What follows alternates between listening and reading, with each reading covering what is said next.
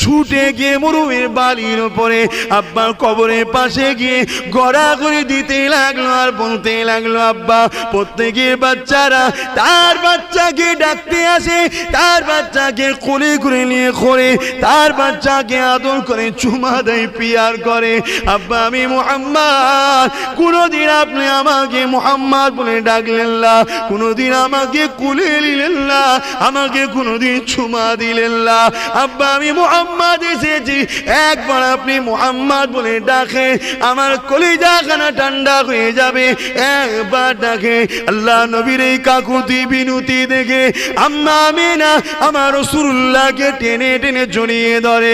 বাবারে তোমার আব্বা এমন জায়গায় গেছে আর কথা বলতে পারবে না, ওই জায়গাতে ফিরে আসতে পারবে না। আমার রাসূলুল্লাহ এই সময় তেমন একটা মুহূর্তে চোখে পানি ফেলে বলেছিলাম, মা অবশ্যই একদিন আমার আব্বাকে মুহাম্মদ রাসূল বলাবো। আজ কিছু লোক ইখতিলাফ করে, বড় দুঃখ ভাই। কি অমুসলিমদের কথা বলছেন? মুসলিম দাবিদার বড় বড় মুফতি মাওলানা দাঁড়িয়ে রেখে বলে রাসূলুল্লাহর আব্বা আম্মা জাহান্নামী। বলো নাউজুবিল্লাহ। এই ফাটা কপালে, তুই জান্নাতে যাবি কি আগে ভাব। রাসূলের আব্বা আম্মালে তো কত মাথা ব্যথা করতে হবে না। রাসূলুল্লাহর কোনো ব্যাপারে কোনো জিনিস রাসূলের সঙ্গে জড়িয়ে আছে, কোনোটাকে অপমান করার অধিকার নাই। কথা বুঝে আসছে?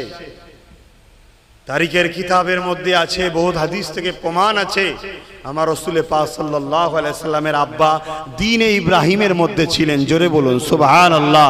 এবং পরবর্তীতে তিনার আব্বা আম্মা উভয়কেই আমার আল্লাহ পাকের হুকুমে রাসূলুল্লাহ দোয়ার ওসিলায় আমার রাসূল তিনাদেরকে কবর মোবারক থেকে তুলে কলেমা শরীফ পড়িয়েছিলেন। জোরে বলুন সুবহানাল্লাহ। কি জিন্দেগি আমার রাসূলের! এত কষ্ট, এত ব্যথা বেদনা নিয়ে ছোটবেলা থেকে বড় হয়েছে। হচ্ছে আল্লাহর দোস্ত তিনি, দোনো জাহানের শাহী ইনশাআল্লাহ তিনাকে করেছে। তিনি গেলে গাছ সালাম দেয়, পাহাড় পর্বত সালাম দেয়। তিনি যখন কোনো প্রাকৃতিক দুর্যোগে সাড়া দেবে, চতুর্দিক থেকে গাছ এসে হাট হয়ে ঘিরে রাখতেন। তিনি প্রাকৃতিক দুর্যোগে সাড়া দিবার পরে আবার যে যার জায়গায় গ্যাসগুলো চলে যেত। সাহাবারা বলতেন আমরা দ্রুত এই জায়গায় যেতাম, কোনো কিছু দেখতে পেতাম না, শুধু খুশবু বাইর হতো। জোরে বলুন সুবহানাল্লাহ। আর একটু জোরে বলবেন না? এ নবীর গোলামরা জোরে বলুন না সুবহানাল্লাহ। আমার নেতার মতো নেতা পৃথিবীতে আসে না আর আসবে না বাপ, আমি বলছি নি। সমস্ত ধর্মের ধর্মগুরুরা আমার নেতাকে সম্মান করেছে।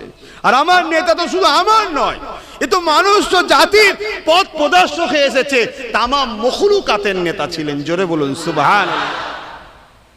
তার আদর্শ কেমন ছিল! এত কষ্ট করেছে, এত কষ্ট করার পরও তিনি কোনোদিন কাউকে আঘাত দেননি। জোরে বলুন সুবহানাল্লাহ। আল্লাহ নবীর টোটাল জীবনে তেনার পরিবারদের ঘরে জিজ্ঞেস করা হয়েছে যে আল্লাহ রসুল আপনাদের সঙ্গে কেমন ব্যবহার করে। আমার রসুলের আহলিয়া আমাদের আম্মা জানরা বলেছেন, কোন দিনের জন্য মুহাম্মদ সাল্লাল্লাহু আলাইহি সাল্লাম বড় বড় চোখ বার করে আমাদের দিকে তাকাইনে, রাগ করা তো দূরে কথা, বড় চোখও দেখাইনে। জোরে বলুন সুবহানাল্লাহ। বাপেরা, নওজওয়ানেরা, খবরদার আমার নবীর ইসলামকে নিয়ে খেলা করবেন না। নিজেদের মধ্যে মতনৈক্য হারিয়ে বাজারি থাকলে হবে। ধর্মীয় ব্যাপারে খবরদার নিজেদের মধ্যে মতনৈক্য তৈরি করবেন না।